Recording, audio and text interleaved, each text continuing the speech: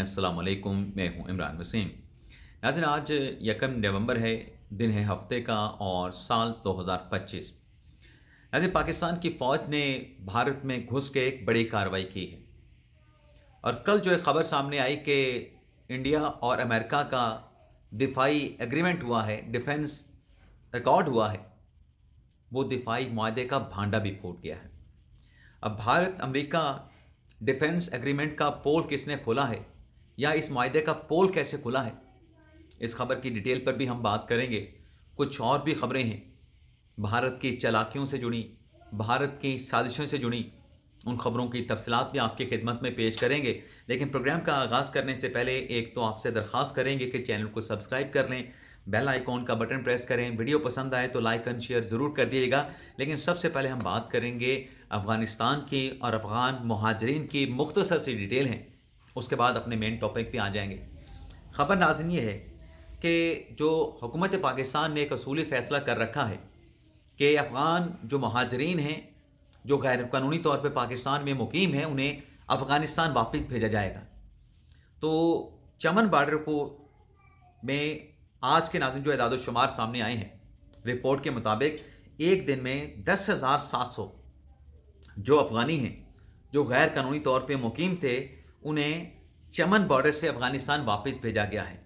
ये सिर्फ चमन बॉर्डर की बात हो रही है जो कि कल खोला गया था।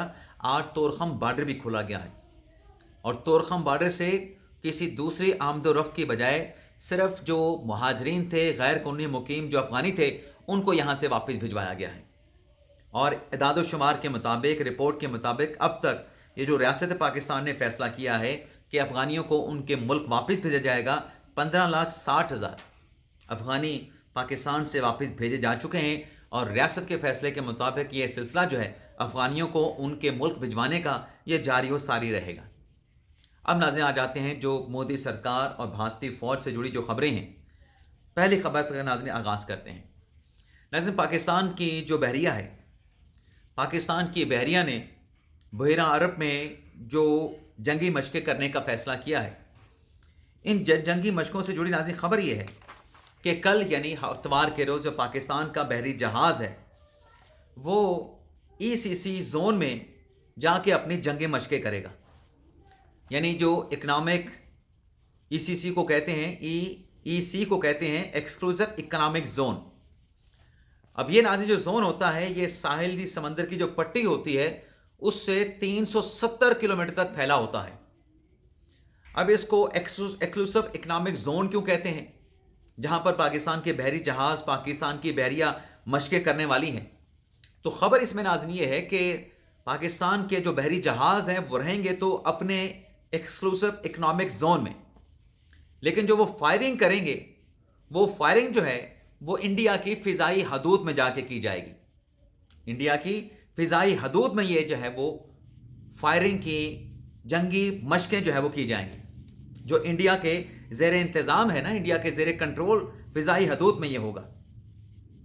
लेकिन नाज़रीन, अब आप पूछ रहे होंगे भी ऐसा कैसे हो सकता है? ऐसा नाज़रीन इसलिए हो सकता है कि ये जो एक्सक्लूसिव इकनॉमिक ज़ोन होता है, इसको इसलिए इकनॉमिक ज़ोन कहा जाता है। यहाँ पे आप मछलियाँ पकड़ सकते हैं, यहाँ पे आप जो है वो तेल यानी ऑयल, पेट्रोलियम मसनूआत निकाल सकते हैं। यहाँ पर आप जो दीगर एक्टिविटीज़ हैं इकनॉमिक्स से जुड़ी, वो आप कर सकते हैं, यानी मादनियाँ आप निकाल सकते हैं। ये किसी मुल्क की खुद मुख्तार जो फ़िज़ाई या ज़मीनी हदूद नहीं होती, क्योंकि इस हदूद में जो दीगर ममालिक के जहाज़ हैं वो गुजर सकते हैं, लेकिन दीगर ममालिक के जो जहाज़ हैं वो यहाँ पे मुआशी सरगर्मियाँ नहीं कर सकते हैं।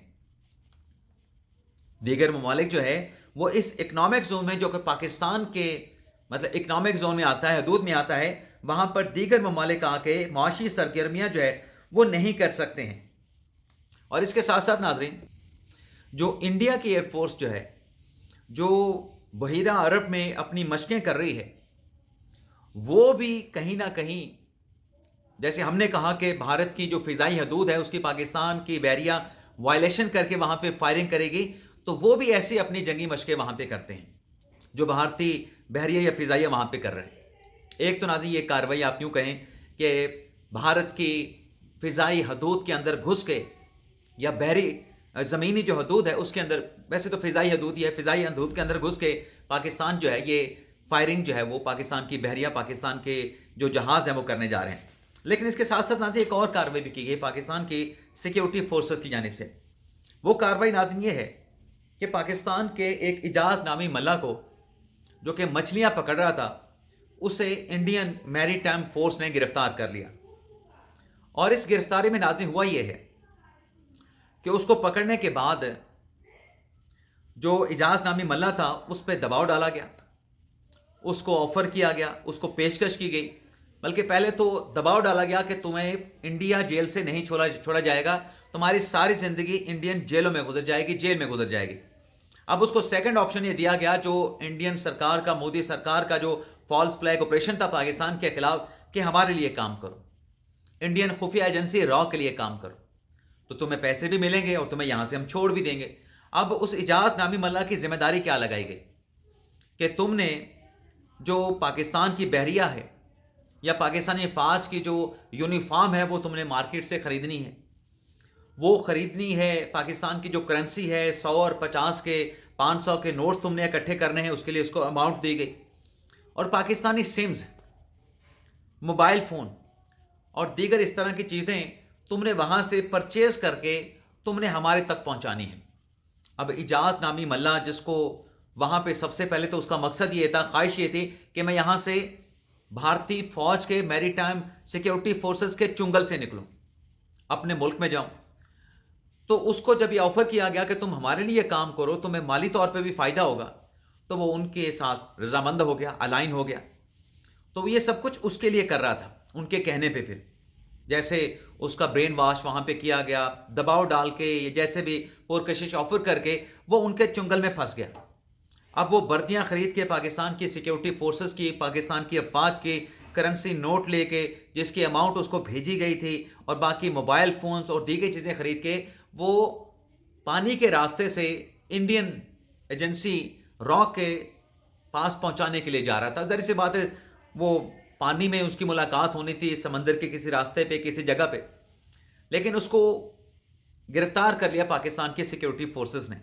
اور جب گرفتار کیا گیا اور اس سے یہ ساری چیزیں جب برآمد ہوئیں، بھائی افواج پاکستان کی یونیفارم لے کے بندہ پانی کے راستے انڈیا کی طرف کیوں جا رہا ہے؟ پھر جب اس کا پھینٹا لگا، اس کا سافٹ ویئر اپڈیٹ کیا گیا، تو اس نے ساری کہانی بتا دی کہ میرے ساتھ یہ ہوا ہے. رہائی پانے کے لیے میں نے ان کے آفر کو ایکسیپٹ کر لیا، جس میں مالی فائدہ بھی تھا. اب ناظرین جو وردیاں پاکستان کی افواج کی یونیفارم جو انڈیا پہنچائی جانی تھی، اس کا صاف صاف مطلب یہ ہے، مقصد یہ ہے کہ پاکستان کے خلاف کوئی انڈین جو فوج ہے، جو خفیہ ایجنسی ہے، وہ کسی فالس فلیگ آپریشن کی تیاری کر رہی تھی. کچھ لوگوں کو پاکستان کی وردیاں پہنا کے، پاکستان کی سمیں ان کے ہاتھ میں تھما کے، کرنسی نوٹ ان کے پاکٹس میں ڈال کے کچھ ایسی کارروائی کرنی تھی، پھر ان کو مار دینا تھا، اور پھر الزام پاکستان پہ لگانا تھا کہ دیکھیں کہ یہ کارروائی کرنے والے پاکستان کی افواج کے لوگ ہیں، یہ وردیاں بھی ہیں، یہ موبائل سمز بھی ہیں، یہ موبائل بھی لوکل پاکستان کے ہیں، ان کے پاکٹ سے پاکستان کی کرنسی بھی نکلی ہے. تو یہ منصوبہ پاکستان کی سیکیورٹی فورسز نے، جو بھارت کی چال، جو بھارت کی سازش تھی، اس کو ناکام بنا دیا ہے. اب آ جاتے ہیں جو کل خبر آئی کہ انڈیا اور امریکہ کا ڈیفنس ایکارڈ ہو گیا ہے، دفاعی معاہدہ ہو گیا ہے 10 سال کا. خبر ناظرین یہ ہے کہ اس معاہدے کے اوپر جو سوشل میڈیا پہ باتیں کی گئیں، جس انداز سے بھی یا جو بھی پروپیگنڈا کیا گیا، اس بحث میں نہیں جا رہا، لیکن خبر ناظرین یہ نکلی ہے کہ یہ کوئی نیا معاہدہ نہیں ہے جو امریکہ کا بھارت کے ساتھ ہوا ہے. یہ معاہدہ 2005 میں بھارت اور امریکہ کا ہوا تھا، ڈیفنس ایگریمنٹ 10 سال کے لیے. اور یہ وہی 2005 میں کیا گیا ڈیفنس ایگریمنٹ ہے جو ہر 10 سال کے بعد رینیول اس کا ہوتا ہے، اس معاہدے کی تجدید ہوتی ہے. 2005 میں جب یہ معاہدہ ہوا، 10 سال گزرنے کے بعد 2015 میں اس کا رینیول کیا گیا، اس کی تجدید کی گئی، اور اب 2015 کے بعد 2025 میں اس کے 10 سال پورے ہونے پہ اس کا دوبارہ رینیول کیا گیا ہے.